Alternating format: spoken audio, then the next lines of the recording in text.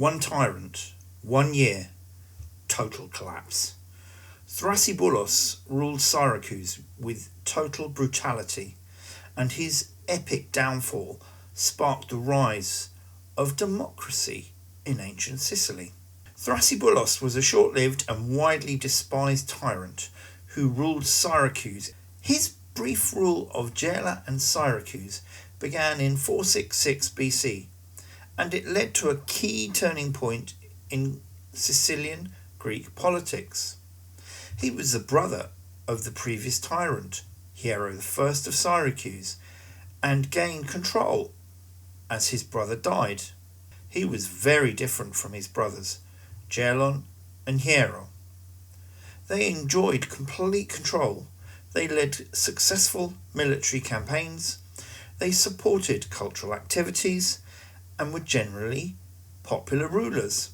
By contrast, Thrasybulus lacked political skill, he lacked self-control, he was excessively violent and was not a popular leader. He was described as brutal, arrogant and oppressive.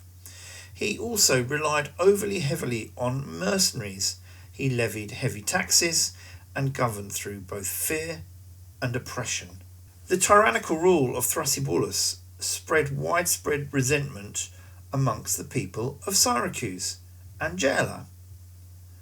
Eventually, the people of Syracuse revolted against Thrasybulus in 465 BC and, crucially, were joined by the neighbouring Greek cities of Akragas, Himera and Selinus. The rule of the Deinomenid family abruptly ended. Thrasybulus was defeated and fled into exile on the Italian mainland, possibly Locri. The overthrow of Thrasybulus led to a brief establishment of a form of liberal democratic government, which inspired other cities across Sicily. So what was this new form of government? Well, there was an assembly which debated policy, passed laws, and made critical decisions on behalf of the people, and the people retained some control. Elected officials, including magistrates, applied the laws and the regulations. Nonetheless, the government remained heavily influenced by the traditional landowning gentry, who often also held high office.